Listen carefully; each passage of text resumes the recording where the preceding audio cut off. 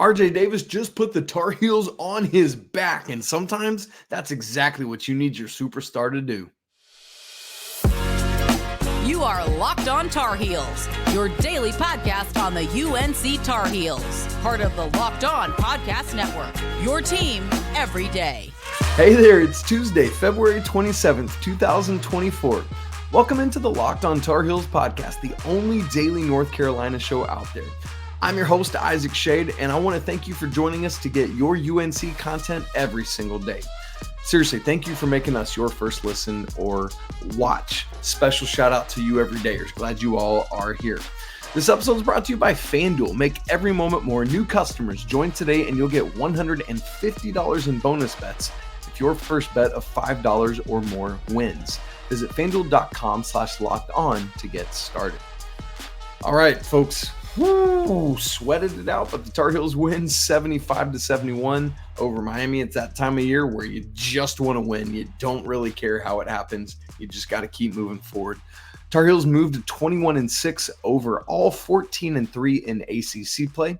This is a quad 3 victory, so it doesn't really do much for the resume, but it certainly could have hurt it if the Tar Heels didn't pull out the victory. As KenPom has refreshed after the game, the Tar Heels are 9th at KenPom, overall 25th in offensive efficiency and 7th in defensive efficiency in the nation. Obviously, the net hasn't refreshed yet as I record this late Monday night after the game, so you obviously know what it is by now. One of the best news, again, you just want to win this basketball game. Why? Because now the Tar Heels have clinched no worse than the number 2 seed in the ACC tournament.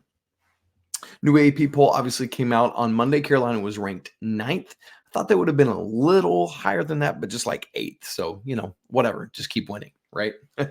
Couple other things. I had mentioned on here multiple times that I was actually going to get to be in the Smith Center for this game. And so just wanted to say that it was such a joy to meet so many of you, had tons of great conversations with people who listen to and watch the podcast. So I just want to say a very heartfelt thank you for coming to say hi and taking pictures. Got a really cool, great day to be a Tar Heel button from some very sweet ladies that we met. And just very seriously, everything. We took a little selfie with 4 of us after the game. And it's like our first big Locked On Tar Heels get together. So we got to keep doing more of that. Also got to say a massive shout out to Coach Bill Robinson, the head coach of the Milligan University Buffaloes, who joins us each week on the show, usually on Thursday, for setting all this up and just getting to hang out with he and the rest of the Milligan JV team that was in town playing the UNC JV team earlier in the day on Monday. And so got to be part of that. It was just really cool to get to support my alma mater and be part of that. So great, great day. All right, it's Tuesday. RJ had a massive performance, and so our Tuesday trivia question goes in line with that. How about it? You ready?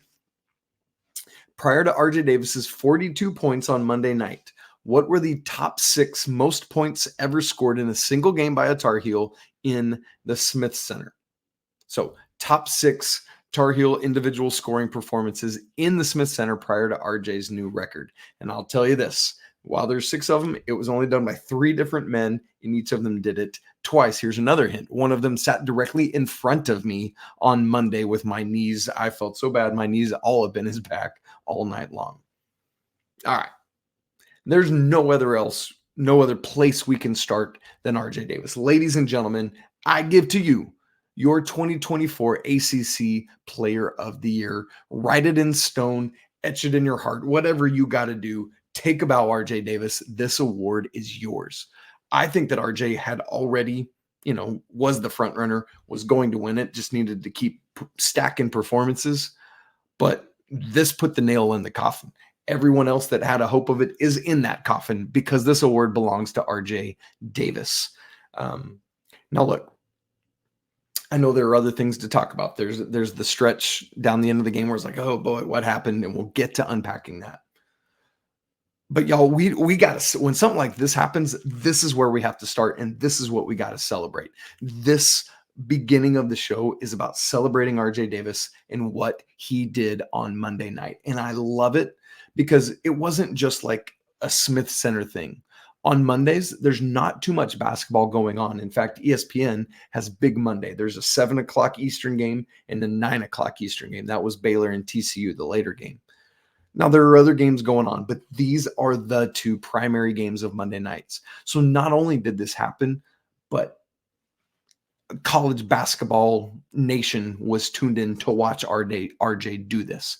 I love that. So all eyes on Chapel Hill. And I'm pretty sure, by the way, that Matthew Cleveland is still picking up his laundry from that step back that RJ had on that one. I mean, it was absolutely insane. The crowd starts chanting RJ, like it was just unreal opportunity to witness history inside the Smith Center, and how appropriate for that to happen coming off of his performance at Virginia. When again, I think that was more about Reese Beekman being an incredible defender than it is about RJ not being a skilled offensive player.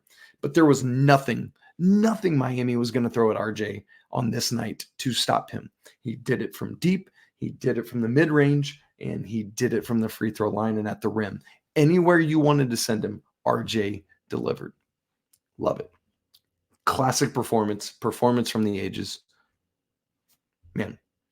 And you look at it, 42 points and the team scored 75. That means not only did RJ score like half or slightly more than half, 56% of the Tar Heels points. You just don't see things like, that just feels like an NBA type thing that happened on Monday night.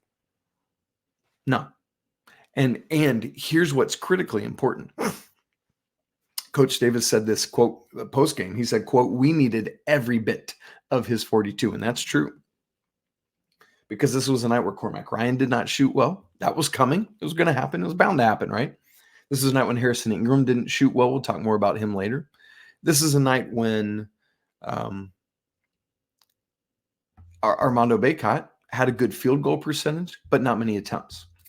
This was a night, same thing for Elliot Cadeau. Had a good field goal percentage, but not many attempts. And so, look, I got no problems with it. RJ scores 42. Great. And I know. Was he the only Tar Heel in double figures? Yes, 100%. And maybe that's not ideal. You'd rather spread it around. But if it's happening and it's efficient, which it was, let it ride. Let it ride.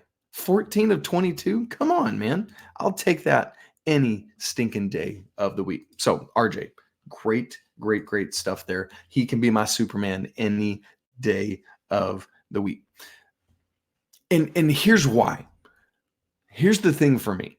Sometimes this just needs to happen. Sometimes you need a superstar to go wacky and just have a night like Blake Henson has done a couple times this year for Pittsburgh. Remember when he got up on the table at Duke? That just sometimes that has to be the order of the day. And if that was how Carolina needed to win this basketball game, so be it. I can live with RJ Davis taking all those shots and making over 50% of them. Oh, by the way. So great stuff. But here's the other big thing for me. Not only did Superman put his cape on and put this team on his back with 42 points, he did it in a multitude of other ways as well. That's the brilliance of a star like RJ Davis. It ain't just about scoring points and somebody else take care of the defense and everything else that's small and beneath me.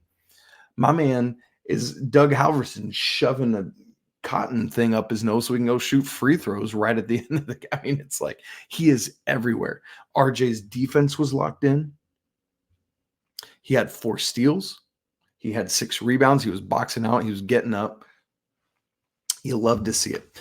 Coach Davis said post-game, it wasn't just his points. I thought he was great defensively, took care of the basketball, distributed, rebounded, and boxed out. RJ Davis, yes, he is a dynamic scorer, but man, he is he's a star of the people. You know what I mean? Because he gets in and still does the dirty work. It's incredible to see when he got the fouled on the 3 and you just saw the whole team huddle around him down in front of the bench there because it was like, was RJ getting up? Looks at his elbow for a little bit and was like, all right, let's go shoot. And makes 2 of 3. And Carolina got the offensive rebound and he goes score. So unbelievable night. History was made. Let that be the storyline. Don't let the negativity of what came down the stretch overshadow the unreal performance from RJ Davis.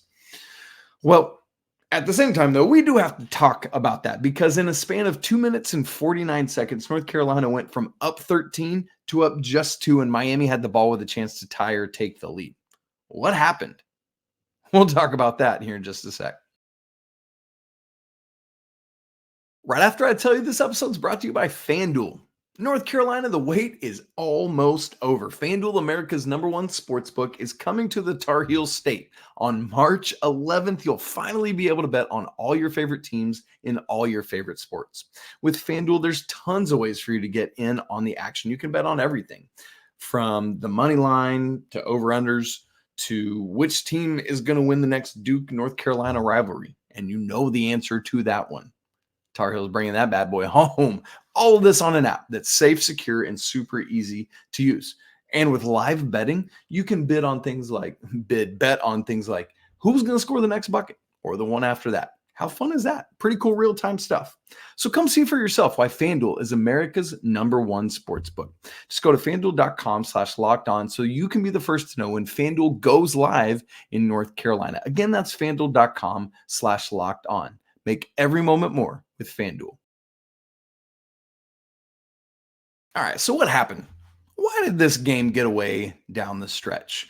And look, if you're with us all the time, you know I am a glass half full. I am a positive person, but to ignore talking about what happened in the final 4 or 5 minutes of this game would be like malfeasance on my part. So we got to talk about it because also it didn't just happen on Monday night. Recall that this also happened in the first Miami game where they came back in both halves. Thankfully, the only time they've actually taken a lead was into halftime of the game down at Miami, and Carolina has been able to pull out the win in both of them. But what happens? Why did this come to pass? Interestingly, I was asked about it on the live postcast. By the way, go check that out if you didn't watch it. Always just fun energy right after a game is over. At that point, I hadn't really fully processed the win or the game yet, but now I have. And as I think about kind of what happened down the stretch, I see two different kind of things that were at play, but both of which had to do with a lack of execution. So let's wrap our head around the first half of it. You ready for this? 3 minutes and 45 seconds left in the game. If I told you you had like a 5-point lead at that point, you're like, oh, great, cool, we're good. No, Carolina had a 13-point lead. So if you feel good with a 5-point lead, let's triple that. You're at the under 4 media timeout. You got a 13-point lead. So not quite tripled, as I just said, but almost. You're feeling great. You're at home. RJ's going off. We're fine. But wrap your head around this. Here's what followed after Carolina went up by 13 with 3:45 left. Miami hits a 3, cuts it to 10. North Carolina turnover. Miami hits a 3, cuts it to 7. North Carolina turnover. Miami turnover. Missed shots back and forth. Then RJ fouls Matthew Cleveland. He makes both. Now it's down to 5. After that, North Carolina turnover. After that, Miami hits another 3. Now the lead is down to 2. Then Ingram misses a 3. It was a great look down in the corner by the Carolina bench. Great look. Just missed it. Looked good coming out of his hand. But then that means that Miami now has the ball with a chance to either tie or take the lead. They went inside to Norchad Omier, which seemed like a great bet. He had done, I thought, a good job offensively, and going in on Mondo, and Omier was hitting from outside. I mean, he was just a little bit everywhere himself. And so I was like, man, he's about to score this. We're going to have a tie basketball game. That's where it's at. All of that I just said happened in a span of 2 minutes and 49 seconds. It can be gone just that quickly. And in March, you're looking not just now at like, all right, on to the next game. You're looking at our season's over. So you got to stop this. Miami, again, let me just help you hear this one more time. In the span of 2 minutes and 49 seconds, the Canes went from down 13 to down 2 with possession and a chance to tie or take the lead. In that span that I just laid out for you, Carolina had 3 turnovers. They were 0 of 3 from the field. And Miami, meanwhile, hit 3 threes along with some other points. So let's start there. These issues, these turnovers in particular, were issues of execution. It's things like this, because Miami went to a press defense at that point to try to get it down. You got to get the ball across with urgency across the timeline. Carolina had a 10-second violation. You have to have crisp and intentional passes, just boom, boom, boom. And I know it's tough. Miami's long, they're athletic, whatever. I hear that. But also, you have to come meet the passes. You can't just like, great. No, Miami is like careening across the court to come get these. You got to step to the pass and meet it. You can't just accept it. Big, big, big difference. Coach Davis said post-game, quote, one of the things late in the game we always talk about, the last 2 feet of every pass you have to meet. Meaning, if I'm standing back here, for those of you listening, I'm scooting back in my chair. If I'm standing here waiting on the ball, I got to come back up to this table and get it. It's my ball and nobody else can have it. Like, that's the mentality you have to have in those moments. Coach Rob was sitting beside me saying the exact same stuff. Like, they got to go get the ball, got to step to it. And then on the threes that Miami's hitting, look, this was a night where they were just hitting from three, but also there was, I didn't think, particularly in the first half, Carolina was doing a good enough job running them off the 3-point line. It's kind of the case here too, down the stretch where Miami hit those 3 threes. Again, part of it's just a hot hand. They're going to do it sometimes, but still got to run them off the line better. So that's the first issue with what happened down the stretch. Lack of execution, getting the ball, breaking the press is what I'm looking for there.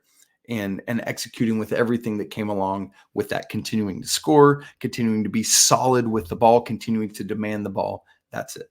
But then in the back half of this, when things settled down a little bit, when it got to the fouling, the back half issue was the missed free throws. And I know we all know that, but here's what was going on with it.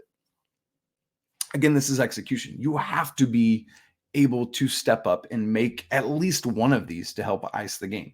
Because most of these situations down the stretch at the free throw line, it was just about, man, hit one and you're up 4 and then don't foul and you win, or push it back to at least 3 and then you can foul up 3 and send them to the line.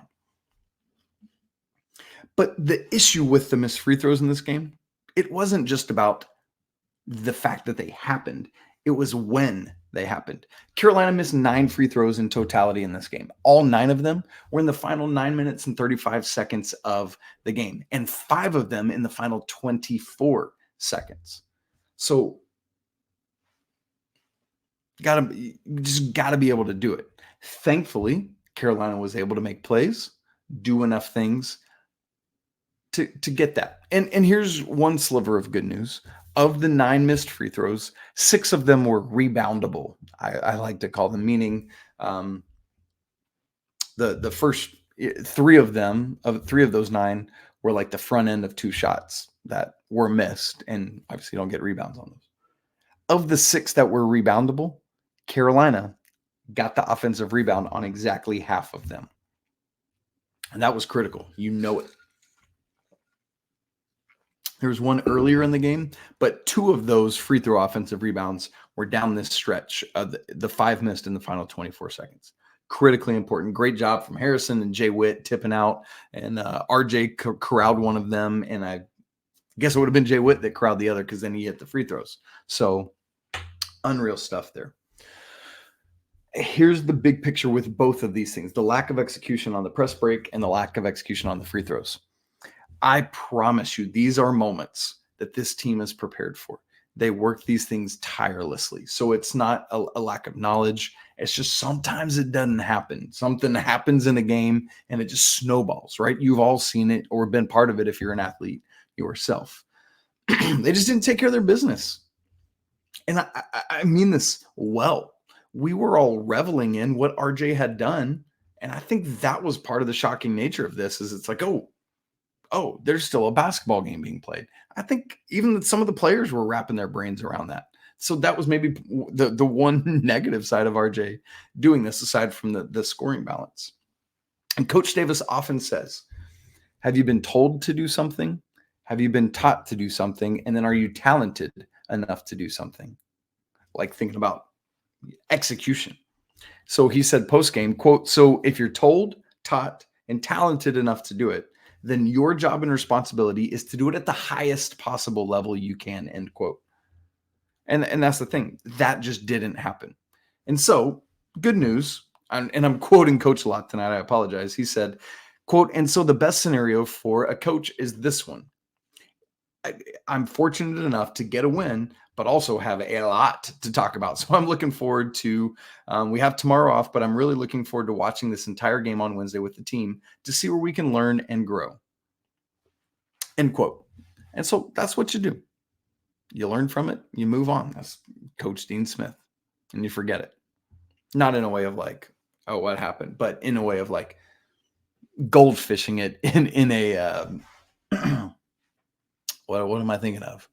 I've completely lost my brain with the football coach, the Apple TV show, Ted Lasso. Good grief. Why would that not come to my brain? Anyway, all of this is fixable, but the time is short.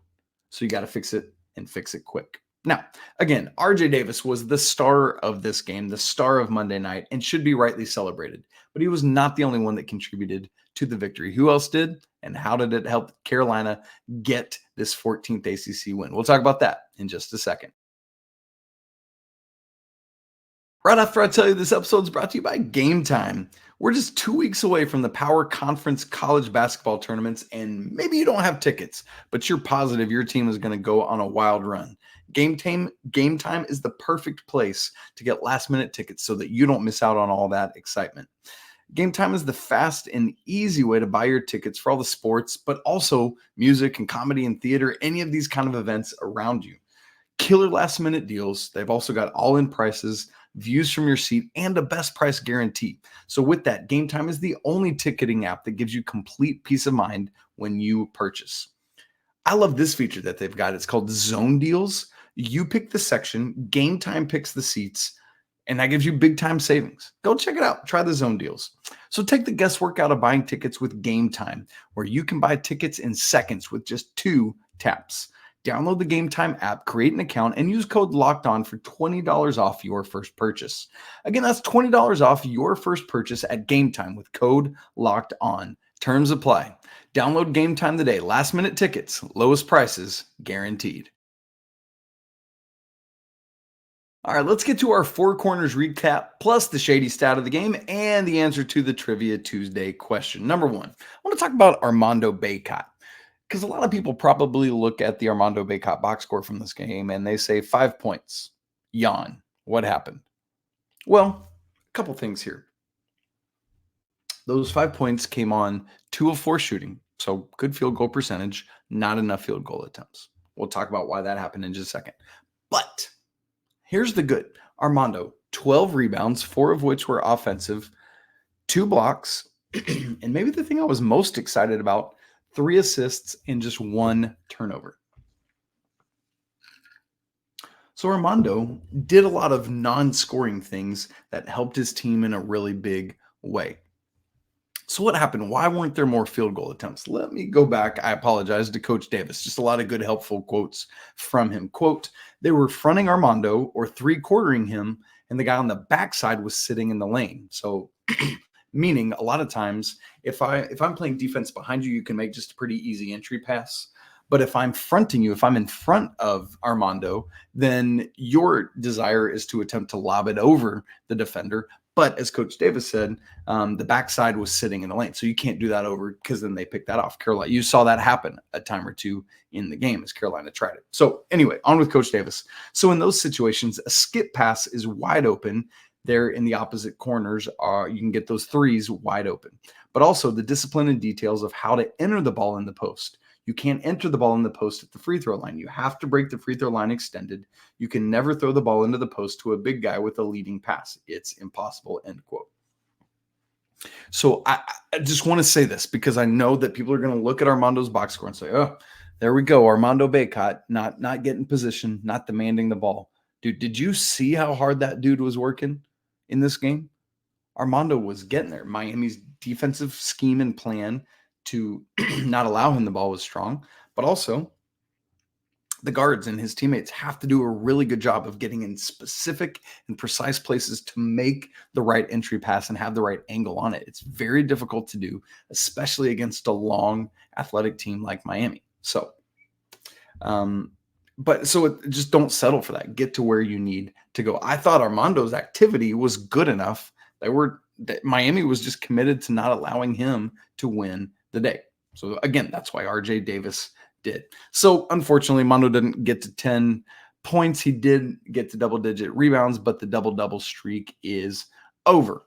Also, massive props to Eric Hoots for sprinting back down the tunnel to go get shoes for Armando.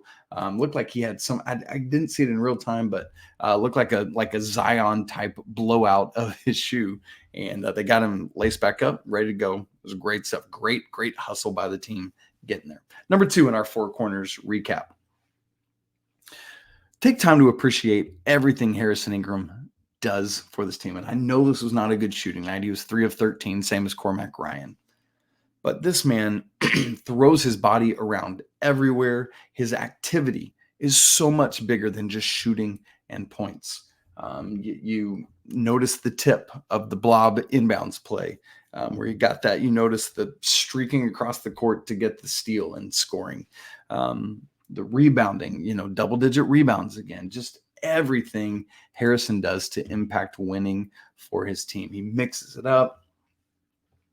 Had 2 assists in this game, did have 3 turnovers, but five steals for Harrison Ingram. RJ Davis had 4, and Elliot had the other one for a total of 10. Third game this season with double-digit steals for the Tar Heels. So I just, who knows if Harrison will be around next year or not. I sure hope he is.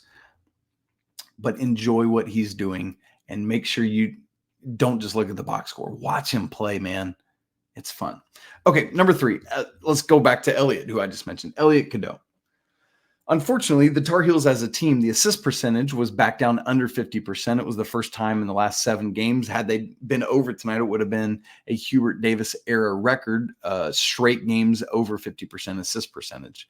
But look at Elliot the last 2 games. Virginia, 6 assists, 1 turnover. This game, Miami, 5 assists, 2 turnovers. That's 11 assists against 3 turnovers in the last 2 games there. What did he do before that in the Virginia Tech game? I don't remember.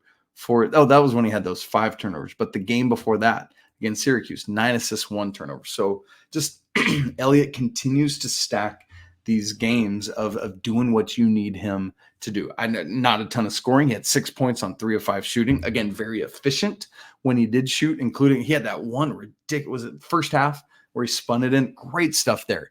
But Elliot, also like Harrison, is continuing to impact the game in winning ways, doing work.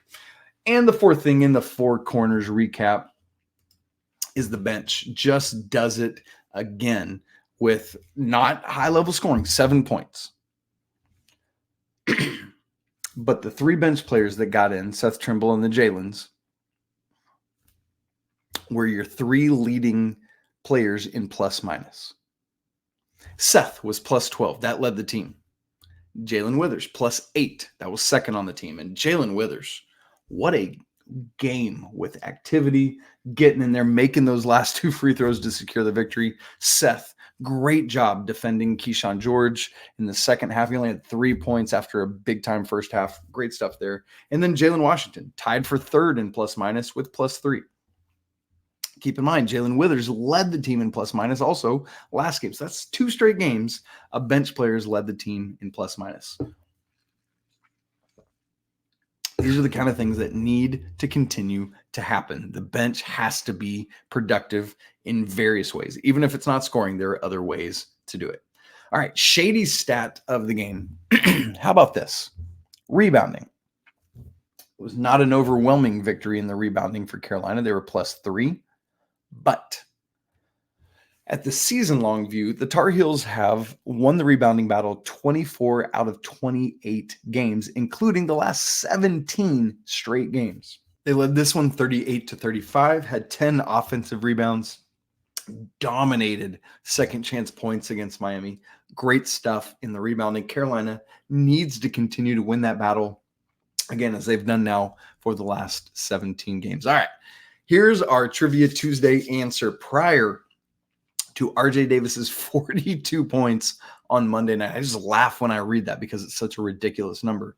What were the top 6 most points scored in a single game by a Tar Heel in the Smith Center? That's key. Well, again, only 3 different people are actually on this list, and they all 3 did it twice. So I'm going to work from number 6 up to number 1. These are all 36 points or higher. Number 6, Antoine Jamison, 36 points against Pittsburgh, November 29th of 96. Number 5, also Antoine Jamison versus Maryland, 36 points, February 14th, Valentine's Day in 1998. Numbers 4 and 3, any guesses who this is? Joseph Forte. How about that? 36 points against Florida State, February 22nd of 01. I said 4th, 5th, and 6th, but I guess they're really all tied. The 2 Antoines and Joe for 4th. 3rd on the list, also Joseph Forte, 38 points against Tulsa, November 11th of 2000. And then the top 2, you already know it, Tyler Hansbrough, 39 points against Clemson, February 10th of 08. That was the one that was double overtime, though. So the one on this list that's not just regulation. And then 40 points by freshman Tyler Hansbrough against Georgia Tech on February 15th of 06. So there's your Trivia Tuesday answers. All right, friends, that's it for today's episode of Locked On Tar Heels. Thank you so much for joining me. As always, great to be together. If you're not part of the Locked On Tar Heels Discord community, man, you are missing out on that. We, seriously, got together and hung out in and around during this game on Monday night. And so come join us. The link is in the show notes. It's free to be part of. We'd love to have you. If you haven't subscribed to the show, do that. Smash the like button as well.